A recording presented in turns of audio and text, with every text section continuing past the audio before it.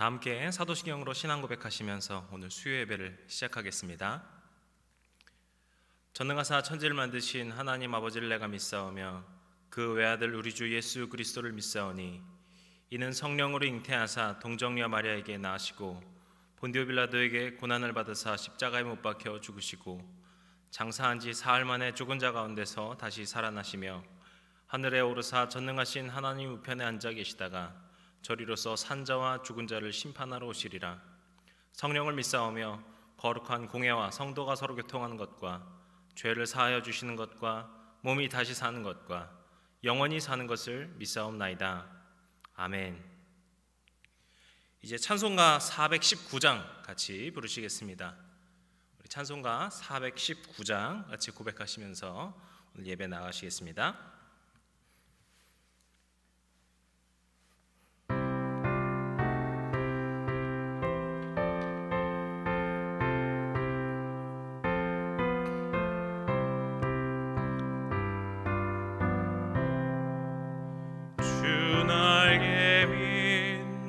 편안히 쉬네. 밤 깊고 비바람 불어쳐도 아버지께서 날 지켜주시니 거기서 편안히 쉬리로다. 주 날개 및 평안하다. 그 사랑 끈을 짜니뇨. 주 날개 및 내 쉬는 영혼 영원히 거기서 살리. 주 날개 및 나의 피난처 되니 거기서 쉬기를 원하노라. 세상이 나를 위로치 못하나 거기서 평화를 누리리라. 주 날개 및 평안하다. 그 사랑 끈을 짜니뇨. 주 날개 및 내 쉬는 영혼 영원히 거기서 살리. 주 날개 및 참된 기쁨이 있네. 고달픈 세상 길 가는 동안 나 거기 숨어 돌보심을 받고 영원한 안식을 얻으리라. 주 날개 및 평안하다. 그 사랑 끈을 짜니뇨. 주 날개 및 내 쉬는 영혼 영원히 거기서 살리. 아멘. 오늘 우리에게 주시는 하나님의 말씀은 전도서 11장 1절에서부터 8절까지 말씀입니다. 전도서 11장 1절에서부터 8절까지의 말씀, 저와 여러분이 한 목소리로 같이 읽겠습니다. 너는 내 떡을 물 위에 던져라. 여러 날 후에 도로 찾으리라. 7배개나 8배개 나누어 줄지어다. 무슨 재앙이 땅에 임할는지 내가 알지 못함이니라. 구름에 비가 가득하면 땅에 쏟아지며 나무가 나무로나 북으로나 쓰러지면 그 쓰러졌는 곳에 그냥 있으리라. 풍세를 살펴보는 자는 파종하지 못할 것이요 구름만 바라보는 자는 거두지 못하리라. 바람의 길이 어떠함과 아이 벤 자의 태에서 뼈가 어떻게 자라는지를 내가 알지 못함같이 만사를 성취하시는 하나님의 일을 내가 알지 못하느니라. 너는 아침에 씨를 뿌리고 저녁에도 손을 놓지 말라. 이것이 잘 될는지 저것이 잘 될는지 혹 둘이 다 잘 될는지 알지 못함이니라. 빛은 실로 아름다운 것이라 눈으로 해를 보는 것이 즐거운 일이로다. 사람이 여러 해를 살면 항상 즐거워할지로다. 그러나 캄캄한 날들이 많으리니 그 날들을 생각할지로다. 다가올 일은 다 헛되도다. 아멘. 할렐루야. 오늘도 이 시간 함께 예배로 나오시는 주님의 성도님들 주님의 이름으로 사랑하고 축복합니다. 이제 크리스마스가 이제 곧 다가오는데 우리가 이 크리스마스에조차도 함께 모이지 못하는 것이 참 안타까운 마음입니다. 하지만 우리가 각자의 자리에서 이렇게 주님의 말씀으로 연결되고 그렇게 주 안에서 하나가 되는 그 기쁨을 누리는 이 시간들이 되시기를 또 축복하고 기도합니다. 오늘은 이제 전도서 11장의 말씀을 저희 함께 보실 텐데요. 오늘 말씀 저희 함께 읽었지만 오늘 말씀에서 보시면은 강조하고 있는 부분이 있구나라는 것을 우리가 알 수 있습니다. 말씀이 길지 않았어가지고 아마 읽으면서 이거겠구나라고 눈치채신 분이 계실 수도 있을 텐데요. 어떤 구절이었을까요? 바로 알지 못한다라는 겁니다. 2절에서도 보시면 알지 못함이니라 하고요. 5절에서도 보시면은 알지 못하리라 이러고 6절에서 보시면은 또 계속 알지 못한다 이렇게 이야기를 하고 있죠. 그러면은 무엇을 알지 못한다라고 이야기를 하는 것일까요? 본문을 통해서 우리가 보시면은 그것이 무엇인지 알 수 있는데 그것은 바로 우리의 미래, 앞으로 벌어질 일들을 너희는 알 수 없다라고 고백하고 있는 것입니다. 어떻게 보면 당연한 말일 수 있죠. 우리가 미래를 안다고 누가 말을 할 수 있겠습니까? 우리는 미래를 알 수 없는 현재를 살아가는 사람들이지 않습니까? 그래서 이 알지 못한다는 말, 이게 굉장히 특별한 말인가 이렇게 생각해 볼 수도 있거든요. 그런데 우리는요 이 말을 솔로몬이 했다라는 사실에 조금 주목할 필요가 있습니다. 왜냐하면요 솔로몬 왕이 누구입니까? 저희가 이 전도서를 나누면서는 누차 몇 번 말씀드렸지만 이 솔로몬 왕은 이스라엘을 부유하게, 정말 전에도 후에도 없게 부유하게 만들었던 왕입니다. 그리고 지금 이 지혜의 말씀, 그 전에도 이미 잠언과 아가서 그리고 일부의 시편을 비롯해서 지혜의 말씀들을 계속 주었고 그것들을 백성들에게 그리고 지금 이 시간 우리에게까지 전해주고 있는 지혜의 왕, 그 솔로몬이 이 이야기를 하고 있기 때문에 그렇습니다. 우리는요 어떤 말에서든지 그 아무나 이야기하는 거랑 어떤 권위자가 주는 말은 굉장히 차이가 있다는 것을 알 수 있어요. 제가 아이를 키우다 보니까 예시를 그렇게 들게 되는데 어떤 아이를 키우는 부모가 있는데 지나가던 사람이 갑자기 저희를 보더니 애를 이렇게 가르치면 안 되고 애는 이렇게 가르치는 겁니다 라고 말을 하면은요 그 사람 말을 들을까요? 거의 네네 하시든지 아니면 그냥 피하든지 하겠죠.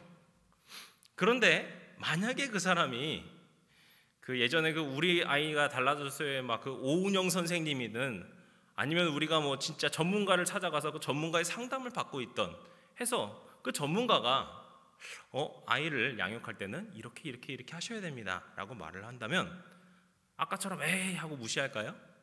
절대 그렇지 않겠죠. 아주 그 말 토시 하나라도 빼먹을까 봐 필기까지 하면서 아마 듣지 않을까 생각이 되거든요.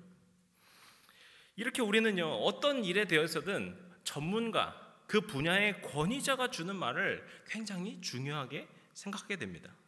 그리고 반대로 또 생각해 보면은 이런 권위자조차도 모르는, 그 분야의 권위자조차도 모르는 일이 있다면 이 일은 굉장한 일이구나, 정말 이 일은 충격적인 일이구나, 이런 느낌을 받을 수도 있을 겁니다.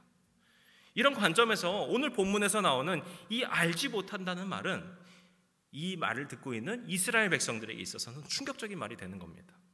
왜냐하면 지금 이 말을 누가 했다고요? 이스라엘의 왕이고 당대 최고의 지혜자였던 솔로몬 왕에게서 나온 말이기 때문입니다. 솔로몬 왕이 이렇게 고백하는 이유가 무엇일까요? 저희가 이것은요, 저 1장을 나눌 때도 이미 한번 나눈 바가 있는데요. 솔로몬 왕이 고백하고 있는 하나님으로부터의 자기 인식입니다. 나는 하나님의 피조물이다. 이것을 고백하기 위함이에요. 당시 이것도 저희가 한번 다룬 바가 있긴 하지만 당시 근동 지역에서는요 왕이라고 하는 존재는요 신이랑 동일하게 봤습니다. 왕이 곧 신이고 신이 곧 왕으로 봤었죠. 그게 굉장히 옛날 역사뿐만이 아니라 로마에만 가도 로마의 황제는 곧 신이었죠. 하지만 이스라엘처럼 이렇게 그 여호와 하나님만 믿는, 여호와 하나님과 어떤 왕을 분리해서 보는 시각은 어떻게 보면 굉장히 특수한 경우였습니다. 하지만 이 백성들도 계속 주변 나라에 대한 어떤 영향들을 받으면서 이런저런 생각들이 변화가 있을 수도 있었겠죠. 그런 문화들이 세워지기도 했습니다. 그런 백성들에게 솔로몬은 가장 먼저 왕도 백성도 누구나 할 것 없이 우리는 하나님 앞에 한낱 피조물이다. 우리는 바로 앞에 당장 1초 후에 무슨 일이 일어날지 알 수 없는, 그것을 알 수 없는 한 인간임에 불과하다라는 것을 확실하게 고백하고 있는 것입니다. 그런데 이 고백과 함께 이제 오늘 우리에게 중요한 이야기를 전해주고 있는데요. 그래서 너희는 알지 못한다, 우리는 피조물일 뿐이다로 끝나는 것이 아닙니다. 그런 피조물들, 그런 알지 못하는 우리들이 가져야 될 지혜가 있더라. 우리에게 그런 마음가짐이 있더라. 나와 같이 알지 못하는 자들, 하나님 앞에 그저 무력한 세상에서의 그 하나의 인간인 우리들이 알아야 할 지혜, 살아가면서 진정으로 마음에 품어야 할 지혜가 무엇인가를 오늘 말씀에서 전해주고 있는 것이죠. 미래도 알 수 없는데, 앞으로의 일도 알 수 없는데, 그런 우리들이 믿음을 가지고서 하나님의 백성으로서 어떻게 살아가야 되는가를 이야기해주고 있는 것입니다. 그것이 무엇인가 하니까요, 바로 선행을 베풀라는 거예요. 오늘 말씀 1절과 2절에 보시면은요, 좀 이해하기 어려운 구절일 거예요. 이게 무슨 말인가 싶으실 수 있는데요, 이게 성경학자들 사이에서도 이거를 이거는 딱 이런 의미입니다, 이렇게 해석하는 것을 좀 어려워하는 경향이 있습니다. 그래서 이 구절에 안에서 이런 의견이 있고 저런 의견이 있고 차이가 있는데요, 그래도 대체적으로 많은 학자들이 이 부분에 대해서 동의하는 것이 뭐냐면은 이것은 선행, 어떤 구제 생활을 이야기하는 구절이라는 겁니다. 왜냐하면요, 당시 이집트 그리고 그 주변 지역에서도 어떤 여러 가지 문서들이 나오게 됐는데 그곳에서도 이와 비슷한 속담들이 있어서 그렇습니다. 이 고대 근동에서 이런 격언이 있는데, 너희가 선을 행하고 너의 곡물을 던져라, 어느 날 내가 도로 받을 것이다. 이것도 무슨 말인지는 잘 이해가 안 되죠. 하지만 이 곡물을 던지는, 떡을 던지는 그 행위가 무슨 의미인지는 알 수 없지만 가장 첫머리에 너희가 선을 행해야 된다는 것을 말을 하고 있기 때문에 이것은 정확하게는 알 수 없지만 선을 행하는 구절이다 라고 보는 것입니다. 이집트 속담에서도 비슷한 것이 있는데요, 선을 행하고 그것을 물속에 던져라, 내가 목마르게 될 때 그것을 다시 발견하게 될 것이다.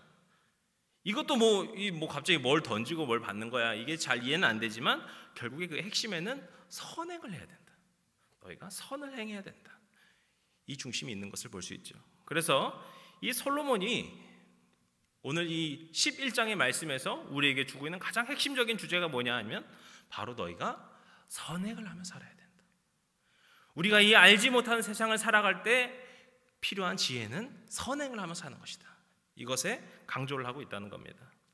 그리고 이제 2절에서 보시면은 그 관점을 통해서 우리가 해석해 볼 수 있는데요, 여기서 보시면은 7이나 8백에 나눠주라 이렇게 이야기하는데, 이것은요 딱 정확한 숫자를 이야기하는 것이 아닙니다.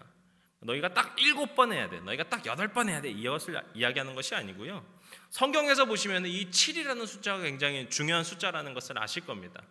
그래서 7이랑 8을 붙여서 숫자를 표현하면은 그것은 충만한 숫자, 어떤 완전한 숫자, 그래서 굉장히 많은 숫자를 상징한다고 합니다. 그래서 이 2절에서 말하고자 하는 것이 무엇인가? 이 선행을 베풀 때도 너희가 한두 번 하는 거 가지고서 나 했다라고 말을 하는 것이 아니라 끊임없이 선행을, 정말 많은 선행을 베풀면서 그렇게 이 선행이라고 하는 것이 너희의 삶의 어느 일부가 되는 것이 아니라 너희의 삶의 정말 가장 큰 원동력 중에 하나가 되어야 된다는 것을 이야기하는 겁니다. 그러면서 또 한 가지 중요한 점이 있는데요, 이게 오늘 말씀에서 더 정말 중요하다고 볼 수 있는데, 지금까지 우리 말씀에서 무엇을 봤습니까? 선행을 하라는 이야기를 했다고 했죠. 그리고 그냥 선행을 하는 게 아니라 선행을 많이 해야 된다. 이렇게 말씀을 받습니다. 그런데 우리가 여기서 약간 불길한 점이 있죠. 저희가 지금까지 이 전도서 말씀을 나누면서 느낀 점이 있다면 무엇입니까? 전도서는요, 선한 사람은 복을 받고 악한 사람은 벌을 받는다, 이런 이야기를 잘 하지 않아요. 오히려 선한 사람들이 고통을 당하기도 하고 악한 사람들이 잘 살기도 하더라, 이런 이야기를 하거든요. 그렇게 생각하면은 우리가 왜 선행을 해야 되지? 선행을 하며 사는 주의 백성들, 우리는 왜 그렇게 살아야 되고, 그런 우리에겐 어떤 결과, 어떤 축복이 있을까라는 것을 생각해 보게 되거든요. 그때 오늘 말씀은 무슨 이야기를 해주는가 하면은, 좋은 일을 해서 어떤 눈에 보이는 결과물을 받는 것이 아니라 하늘로부터 내려오는 하나님께서 부어주시는 축복을 너희가 받을 것이다, 이렇게 이야기합니다. 여기 2절 후반부에 보시면은요, 무슨 재앙이 땅에 임할는지 내가 알지 못한다, 이렇게 말씀합니다. 여기서요, 이 땅이라는 말을 우리가 눈여겨봐야 되는 부분이요, 이 땅이라는 말을 쓰지 않아도 말이 굉장히 잘 이어져요. 무슨 재앙이 임할는지 내가 알지 못한다. 그렇죠? 그런데 왜 땅이라는 말을 이렇게 강조하고 있는가? 이 반대가 무엇입니까? 하늘이죠. 이 하늘을 강조하기 위함입니다. 이 하늘과 비교하면서 같이 강조하는 것이죠. 3절에 보시면은요, 그 땅에 내리는 재앙이 무엇인가 이렇게 이야기하는데요, 여기서 보시면 구름과 비, 이것을 이야기합니다. 이것이 무엇입니까? 하늘에서 내려오는 것이죠. 그리고 또 나무가 쓰러진다는 말이 나오는데, 이 4절과 5절에서 보시면은 이 나무가 왜 쓰러집니까? 바람으로 인하여서 쓰러진다라는 것을 우리가 볼 수 있어요. 이 바람도 지금 우리는 이 땅에서 이렇게 바람이 이렇게 일어나서 분다라고 과학적으로 그렇게 보는지 모르지만, 당시 사람들에게선 하늘로부터 오는 것이 바람이었거든요. 그리고 마지막 5절에서 이렇게 고백을 하죠. 만사를 성취하시는 하나님의 일을 네가 알지 못한다. 정리하면 어떻게 됩니까? 재앙이든 어떤 축복이든 이 모든 것은 하늘의 하나님께 달려있다는 겁니다. 그래서 우리가 선행하는 것, 우리가 어떤 선을 행하는 그 모든 일에 대해서 갚으시는 분도 하나님이시라는 거죠. 우리가 어려운 이웃을 베풀며 살아가는 우리 모두가 되어야 될 줄로 믿습니다. 그러나 하나님께서는요, 우리의 그 어려운 일, 우리가 그 어려운 사람을 도와주는 일, 어떤 선행하는 일, 구제하는 일에 대해서 마치 기브 앤 테이크 하듯이 축복을 부어주시는 분이 아니십니다. 주님, 제가 100번 좋은 일 했으니까 저한테 100번 좋은 일로 도와주십시오 라고 말씀하시는 그런 하나님이 아니시라는 거예요. 그거는 마치 투자와 같은 거죠. 내가 100원을 투자하면 100원을 다시 돌려받을 수 있는 것처럼, 아니면 때로는 110원을 돌려받을 수 있는 것처럼, 마치 우리의 선행이라고 하는 것이 내가 선행을 10번 하고 내가 100만 원짜리 선행을 하면 나중에 110만 원짜리를 받게 될 거야 라는 것이 아니라는 것이죠. 하지만 우리의 이 선한 행실들이 우리의 성품이 되고 우리의 삶이 된다면 하나님께서는 우리에게 정말 무한한 축복과 은혜를 부어주신다는 겁니다. 우리가 하나님만을 바라보고 선행하며 살아갈 때 우리 주님께서는 놀라운 은혜로 채워주신다는 거예요. 제 설교를 이렇게 들어보시면은 이렇게 아실 수도 있을 텐데요, 저도 통계를 참 좋아합니다. 그래가지고 제가 이 신학교에 있을 때도 여러 가지 이제 통계를 다루는 이 종교사회학이라는 수업을 참 좋아했거든요. 그런데 그 수업 중에서 재밌는 통계가 하나 있었어요. 그것이 무엇이냐 하면은 어느 종교가 구제활동, 사회봉사활동을 가장 많이 하는가에 대한 통계였어요. 그 통계에서는요, 개신교회가 가장 많은 봉사활동을 하고 있다.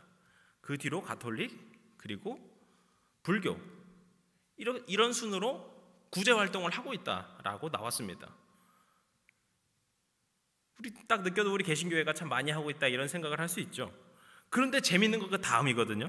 그 다음에 무슨 설문조사를 하냐면요, 일반 사람들한테 설문을 받는데 당신들은 어느 종교가 가장 많이 구제 활동을 하고 있다고, 사회 봉사 활동을 하고 있다고 생각하십니까? 라며 일반 사람들의 느낌을 물어봤어요. 그러니까 사람들의 결과는요, 가톨릭이 가장 많이 할 것이다 라고 봤고요, 그리고 개신교회는 불교랑 비슷하지 않을까 라는 통계 수치가 나왔습니다. 이게 되게 억울하죠? 아니, 교회가 가장 많은 봉사활동을 하고 있는데 일반 사람들의 인식에서는 개신교회가 별로 안 하고 있다라고 느낀다는 거예요. 그럼 왜 그럴까? 왜 그럴까? 우리가 이런 또 생각을 해봐야 될 텐데요, 그렇게 생각하는 이유를 또 설문에서 물어봤더니 교회에 대해 이런 평들을 했습니다.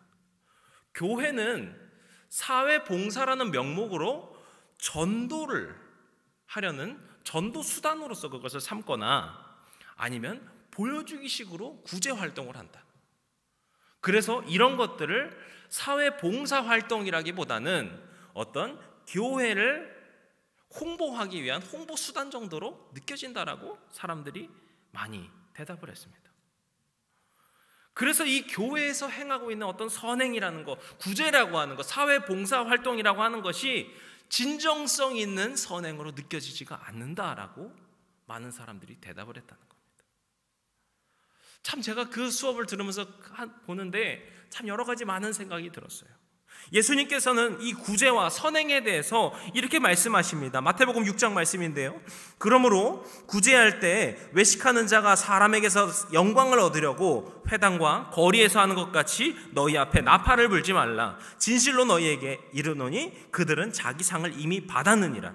너는 구제할 때 오른손이 하는 것을 왼손이 모르게 하여 내 구제함을 은밀하게 하라. 은밀한 중에 보시는 너희 아버지께서 갚으시리라. 아멘.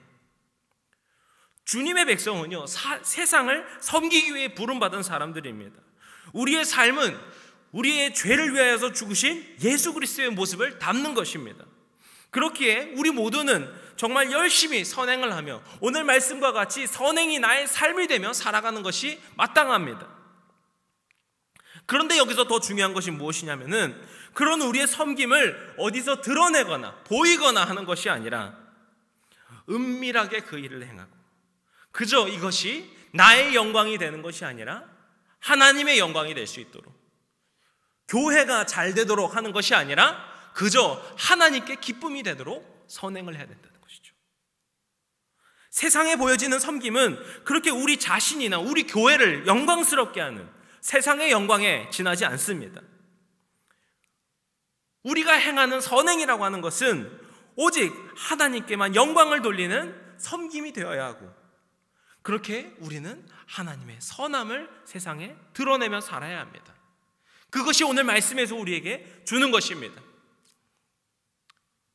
우리가 땅에 무언가를 바라면서 선행을 하는 것이 아니라 우리가 세상을 살아가는 그 지혜는 하나님을 바라보며 하나님께서 부어주시는 축복을 소망하고 하나님께 기쁨이 되고 하나님께 영광을 돌리는 그 영광에 참여할 수 있는 그런 선행을 해야 된다라고 이야기하는 것이죠. 오늘 말씀 7절에서도 솔로몬은 이렇게 다시 말씀합니다. 빛은 실로 아름다운 것이라 눈으로 해를 보는 것이 즐거운 일이로다. 여기서 이 좋은 것, 어떤 긍정적인 것으로서 말하는 빛이랑 해가 나오는데요, 이 빛과 해라는 것 역시 하늘에서 내려오는 것임을 우리가 알 수 있어요. 다만 이것은 우리가 처음에 말했던 구름, 비, 바람 이런 것과는 정반대되는 개념이죠. 뭔가 비바람과 같이 추운 것이 아니라 따스한 햇볕과 같은 것, 구름과 같이 어둑어둑해지는 것이 아니라 환하게 밝혀주는 것, 우리가 그것을 바라보며 살아야 된다라고 이야기하고 있습니다. 그러니까 지금 솔로몬이 이 전도자가 하는 이야기가 무엇입니까? 하늘로부터 오는, 하나님께로 오는 것이 맞지만 재앙이 아니라 놀라운 축복과 은혜가 또한 있다. 우리는 그것을 구하며 살아가야 된다.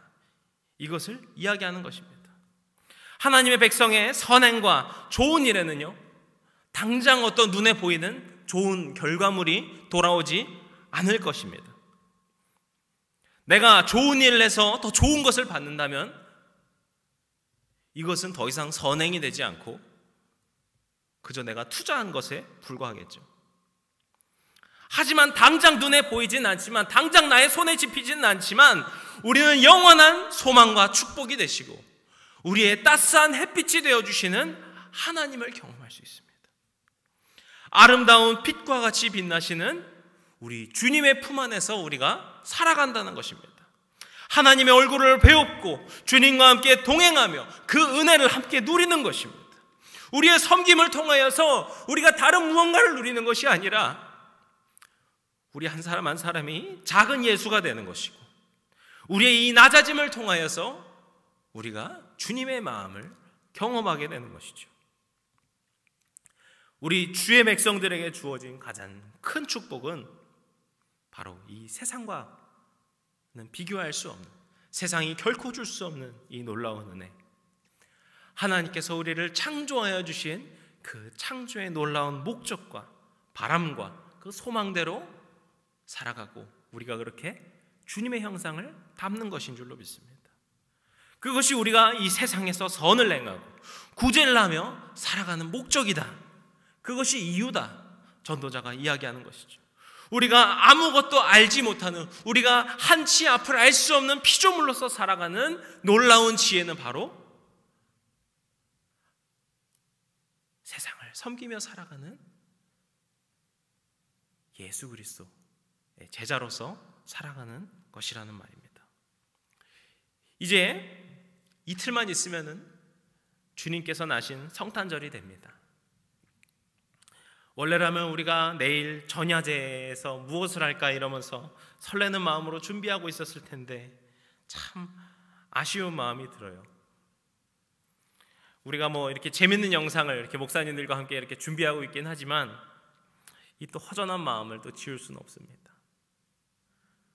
그런데 우리가 이 생각하는 이 성탄의 참 의미가 무엇입니까? 하늘의 높은 보좌를 버리시고 이 땅에 가장 낮은 곳에 오셔서 가장 낮은 자리에서 태어나신 주님, 그리고 머리 둘 곳 하나 없이 살아가시다가 죽기까지 순종하신 예수 그리스도의 삶을 우리가 생각하는 절기인 줄로 믿습니다. 그래서 우리가 이 성탄을 준비하면서 우리가 무엇을 섬기면서 살아갈 수 있을까?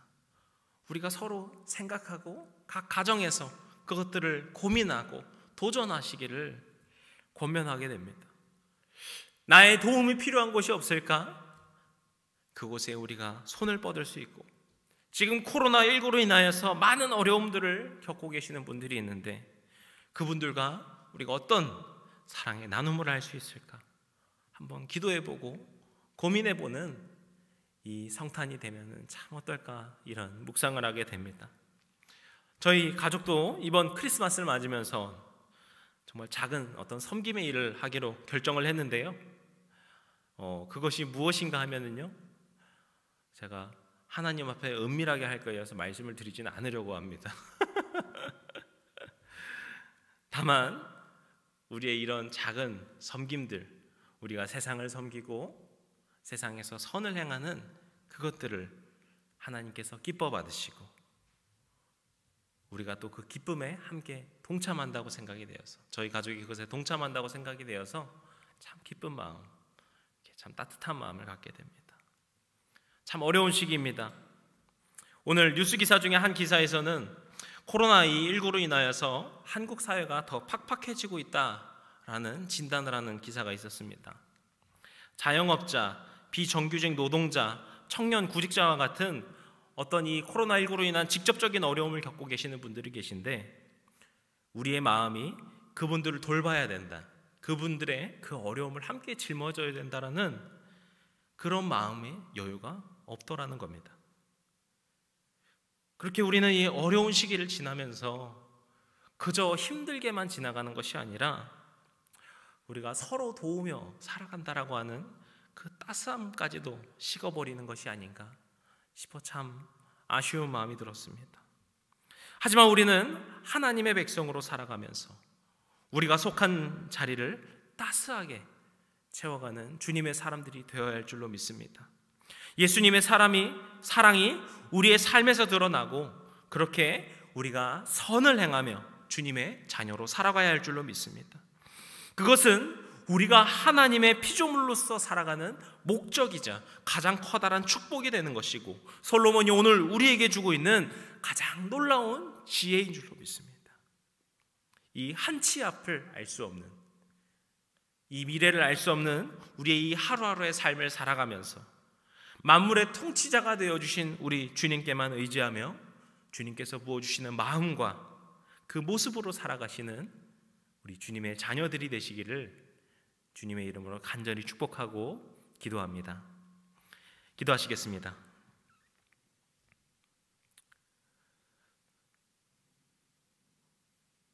오늘도 우리가 주님께서 부어주시고 인도하여 주시는 그 마음으로 살게 하여 주시옵소서.